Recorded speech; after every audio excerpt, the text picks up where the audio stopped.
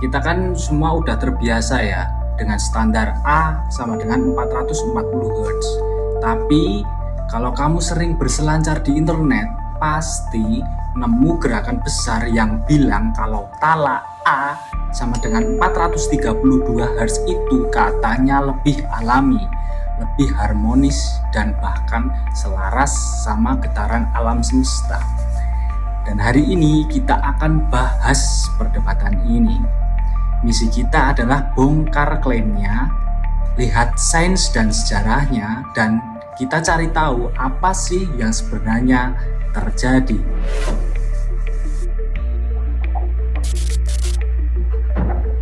Oke, kita akan bedah langsung ya.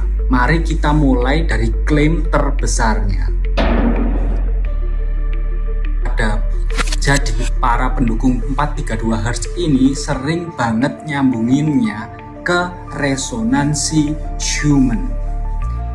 Itu adalah frekuensi elektromagnetik bumi yang katanya bergetar pas di angka 8 Hz. Teorinya sih kedengaran keren ya. Tapi kalau kita mulai mengukur dari 8 Hz terus naik beberapa oktav dengan melipat gandakan ke pangkat 2, hasilnya nada A itu adalah jatuhnya pas di 432 Hz. Kosmik banget kan? Ya, kedengarannya sangat kosmik, sangat rapi. Tapi, nah disinilah ceritanya mulai goyah teman-teman.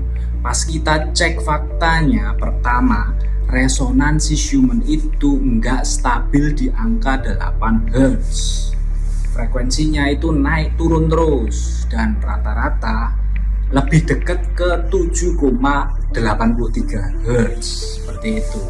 Dan yang kedua, dan ini yang lebih penting, bahkan kalaupun kita pakai angka 8 Hz terus perhitungannya pakai sistem tala yang modern yang disebut dengan equal temperament, itu nggak akan ketemu angka 432 teman-teman.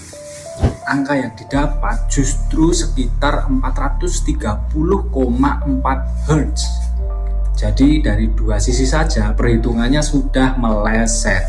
Kalau gitu dari mana sih mereka dapat angka 432 itu?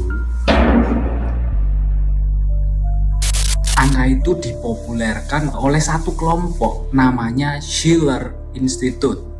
Dan untuk bisa dapat angka 432 Hz, mereka harus mundur jauh pakai sistem tala yang kuno namanya Pythagorean. Sistem yang sudah ditinggalkan sekitar 500 tahun yang lalu. Alasannya sistem itu punya cacat matematis. Jadi beberapa intervalnya memang kedengaran bagus, tapi interval yang lain kayak major third itu sumbang. Bahkan ada satu interval disonan yang saking aneh suaranya sampai dijuluki Wolf Fifth.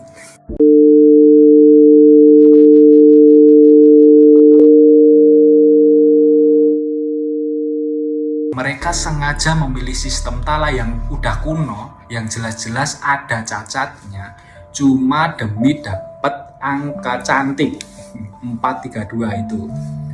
Ini lebih kayak cherry picking, memilih-milih data biar cocok sama narasi mereka, bukan ngikutin logika musik yang benar. Tapi kita nggak bisa abaikan pengalaman orang kan. Saya pernah coba sendiri, dengar perbandingannya di YouTube, dan jujur saja yang 432 Hz itu memang kedengaran lebih tenang, lebih hangat seperti itu. Itu cuma sugesti atau ada penjelasan yang lain? Nah, ini pertanyaan yang bagus. Ada dua hal yang terjadi di sini. Yang pertama, ada trik yang sering dipakai. Banyak video perbandingan itu sebenarnya bukan muter 440 melawan 432, tetapi mereka muter 440 dibandingkan dengan 428 Hz.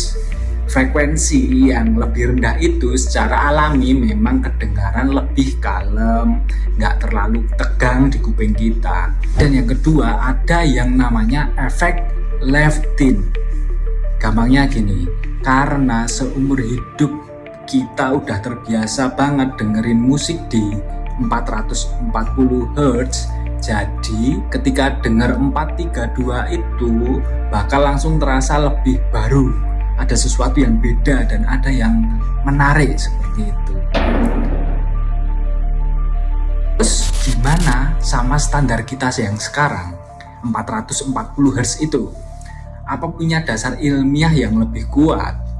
Kalau kita tarik ke gambaran besarnya, ini ceritanya bukan soal sains yang murni. Ini lebih ke soal persaingan, kepraktisan, dan lebih ke soal keluhan para penyanyi di waktu dulu. Dulu selama berabad-abad itu nggak ada standar sama sekali. Terus muncul fenomena yang namanya inflasi tala. Dulu grup orkestra saling berlomba-lomba naikin frekuensi nada mereka. Bahkan ada yang sampai 455 Hz. Karena di waktu dulu, karena dirasa nada yang lebih tinggi dianggap lebih kedengaran, lebih cerah, lebih cemerlang, lebih punya kekuatan seperti itu. Tetapi akhirnya malah menyiksa untuk para penyanyi. Sampai akhirnya ada salah seorang yang mendorong atau mengubah nada ke frekuensi yang lebih rendah, yaitu nama komposernya adalah Verdi. Dia mendorong standar A sama dengan 432 Hz, tapi bukan alasan mistik, bukan kosmik seperti itu. Alasannya murni praktis. Menurut dia, nada itu enak didengar dan lebih nyaman buat suara manusia. Akhirnya setelah tarik ulur puluhan tahun, standar A 440 Hz diadopsi internasional tahun 1955. Salah satu alasannya agak lucu sih. Itu pakai standar Inggris waktu itu, 439 Hz. Sementara 439 itu kan bilangan prima. Susah banget kalau direplikasi di lab pakai teknologi waktu itu. Jadi ya udah dibulatin saja menjadi ke angka 440 Hz. Berarti kesimpulannya seperti ini, standar nada yang kita pakai ini ya bukan konspirasi atau kode alam semesta, vibrasi alam seperti itu. Ini lebih ke hasil dari sejarah yang kacau, adu gengsi, fisika, dan kompromi yang ya sangat praktis sifatnya. Sebagai penutup, coba deh kita renungkan ini. Coba renungkan seluruh perdebatan ini, mau 432, 428, 440 itu bergantung pada satu satuan yang kita anggap remeh di sini, yaitu detik. Hertz itu kan siklus per detik. Dan definisi modern kita tentang satu detik itu didasarkan pada getaran atom cesium. Itu adalah sebuah konstruksi buatan manusia. Kalau aja peradaban kita entah gimana mendefinisikan waktu itu secara berbeda, maka seluruh angka sakral ini 432, 440 dan lain-lain bakal lenyap seketika. Ini bikin kita mikir ya, kebenaran universal apalagi yang kita pegang teguh yang ternyata akarnya cuma dari sistem pengukuran yang manusia ciptakan sendiri. Sampai ketemu lagi di Colobodon berikutnya.